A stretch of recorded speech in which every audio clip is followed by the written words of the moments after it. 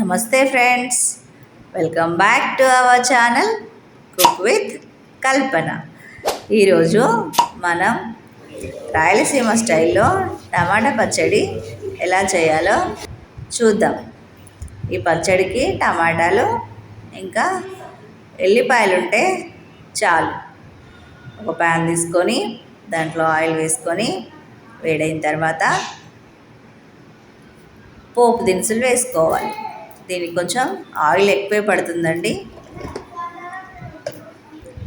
అలాగే పొట్టు తీసుకున్న ఎల్లిపాయలని కచ్చాపచ్చాగా దంచి ఆయిల్లో వేసుకోవాలి. అది బాగా ఫ్రై కానివ్వాలి. ఇదేంటంటే బ్యాచిలర్స్ కూడా ఈజీగా చేసుకోవచ్చు.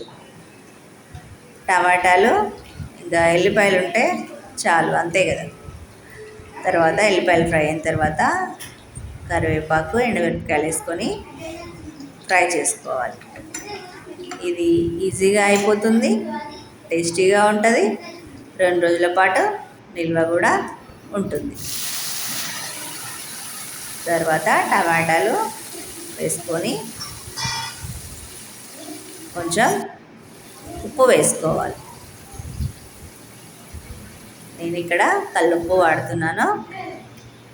తర్వాత కొంచెం పసుపు వేసుకొని బాగా కలుపుకోవాలి.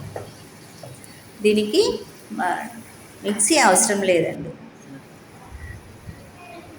తర్వాత కొంచెం మన టేస్ట్కి తగినట్టుగా కారం వేసుకోవాలి. కారం వేసుకున్నాక బాగా కలుపుకోవాలి. కలుపుకొని సిమ్లోనే ఉడికించుకోవాలి.